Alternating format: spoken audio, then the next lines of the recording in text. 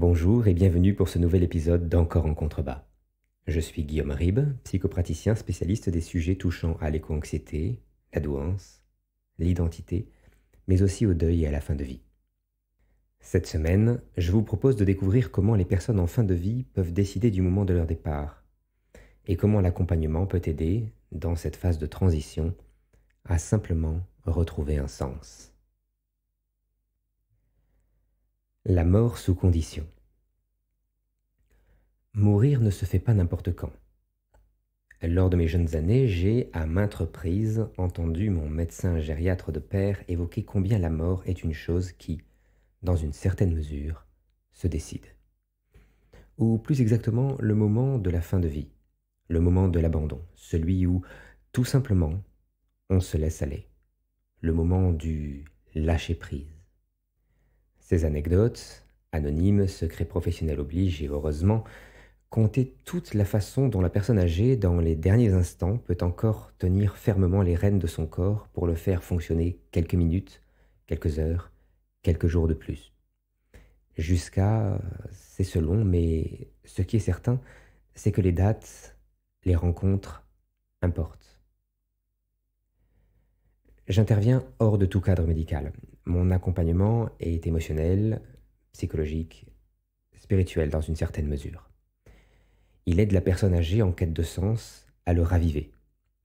C'est un procédé à la temporalité variable. Certaines personnes requièrent mes services sur une longue période, quand pour d'autres, quelques séances suffisent. Parfois, mon accompagnement ressemble même plus à un soutien, tant il apparaît rapidement évident à mes yeux d'initié que la personne en demande n'a pas de peur particulière, pas de doute majeur la tétanisant à l'approche de la fin. Elle attend simplement quelque chose, ou quelqu'un, et me demande, d'une certaine manière, d'attendre simplement avec elle, échangeant à propos du voyage à venir et de celui déjà fait. Attendre. Certains ont la chose en horreur, d'autres l'ont fait toute une vie, souvent même sans s'en rendre compte.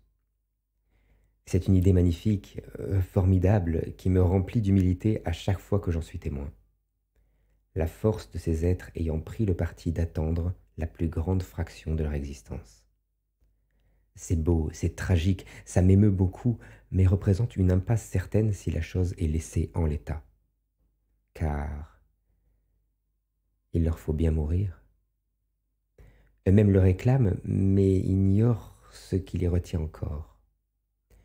Leur problème apparaît vite en filigrane de nos échanges, et ils n'ont bien évidemment pas la moindre idée de la chose. Ils attendent, mais ignorent parfaitement quoi. Commence alors non un travail de réindéfinition que je propose normalement, mais celui d'un biographe, d'un détective. Écouter, recouper, reformuler, découvrir ce que ces personnes ont bien pu attendre comme ça pendant des années, voire des décennies, à leur propre insu. Une excuse, une occasion de dire pardon, quelqu'un, une date anniversaire. C'est ce à quoi l'esprit peut penser, mais parfois, la chose est plus complexe. D'abord, les rencontres importent. J'ai eu pour exemple la possibilité d'accompagner un vieux monsieur qui, bien que malade, immobilisé et souffrant beaucoup, se réveillait chaque matin à son grand étonnement. Après quelques entretiens, il m'est apparu clairement qu'il n'attendait qu'une dame, malade elle aussi, qui venait chaque jour lui rendre visite, décède. Seulement pour ne pas la laisser seule. Il l'avait rencontrée à l'hôpital, ils avaient sympathisé et décidé de se serrer les coudes dans l'adversité. Il partit quelques heures seulement après elle. Sa femme me le confia en annulant notre rendez-vous suivant. Jusqu'au dernier moment, il n'a jamais su verbaliser cette mission. Au contraire, il me disait ne pas comprendre pourquoi cet ami venait encore le voir, prenait le bus chaque jour, aller-retour, malgré la douleur, plutôt que de l'appeler par téléphone.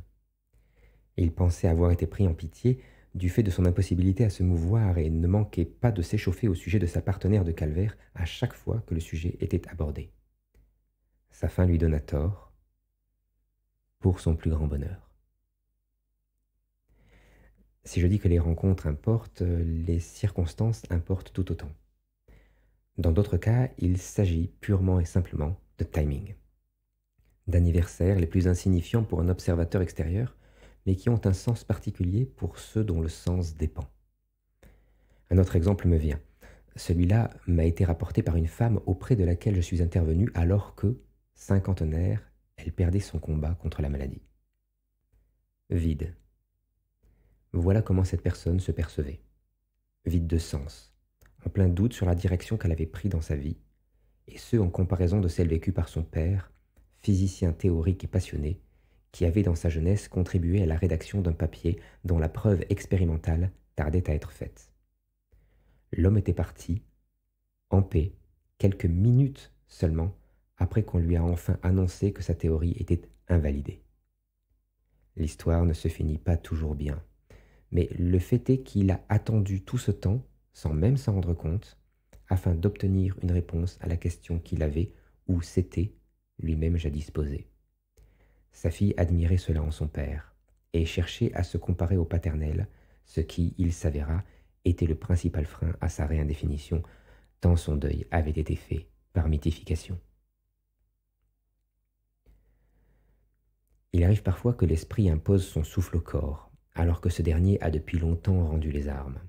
Et si je parle d'esprit, il s'agit aussi souvent d'inconscient, de refoulé, de contenu émotionnel, toujours émotionnel, laissé en suspens, sincèrement égaré dans les méandres d'une vie si bien remplie. Gagner une heure, un jour. Et il ne s'agit pas de tromper la mort, personne n'est dupe, mais de pouvoir mourir en paix, bien, correctement, de tourner une page, dignement. La dignité est capitale à ce moment charnière de l'existence. Envers soi-même, pour soi-même. À ce stade, la revanche n'a plus sa place. De l'amertume, certainement, du regret, plus que de raison, mais de la franche antipathie envers quiconque, vivant ou non.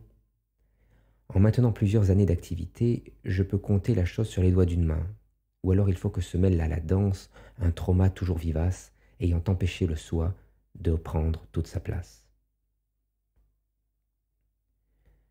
Il existe une autre forme d'attente, une attente bien plus dommageable. Une attente stérile, tant ce n'est pas l'absence de l'attendu qui cause la détresse, mais le dysfonctionnement de l'outil cognitif apte à discerner la valeur du déjà présent. Je m'explique. Ce qui revient souvent dans les témoignages que je recueille, c'est l'impression de n'avoir pas vécu. L'impression de n'avoir pas vécu et la tentation bien logique de poursuivre son existence encore un peu plus, des fois que cela vienne à changer. Pourtant, sans aide, la démarche, aussi poétique soit-elle, se solde invariablement par un échec, car à l'exception des cas similaires à ceux évoqués plus tôt, rien ne vient généralement plus substantiellement enrichir la vie de celui ou celle qui a été dans l'incapacité de la valoriser jusque-là. Il est alors de ma responsabilité d'aider à la réécriture de cette vie, de venir chercher le sens là où il s'est caché et de l'exposer à son ou sa propriétaire, et de quelque part tuer l'espérance qui prévient la mort. Ce travail diffère sensiblement de celui de réindéfinition. Il s'appuie plus sur la narration, la dramaturgie en général, la structure du récit qu'est une vie. Il s'appuie sur le mythe pur, sur l'ancestral dont on se retrouve aujourd'hui trop souvent coupé. Ce travail, c'est celui d'un puzzle géant dont certaines pièces sont manquantes et qu'il faut retrouver. Celui d'une tapisserie à reprendre afin que le projet terminé fasse sens pour celui dont les expériences furent le fil. Finalement, il s'avère qu'à la marge, on ne meurt que quand on laisse aller la vie. Le procédé est bien plus dépendant de la volonté de la personne que d'une mécanique biologique aveugle. Attendre. Ramener le futur au présent. En faire quelque chose de noble, de signifiant. En faire découler du sens. Attendre afin de mourir un peu plus proche de celui ou celle que l'on a toujours su être, de celui ou celle qu'on s'est vu devenir.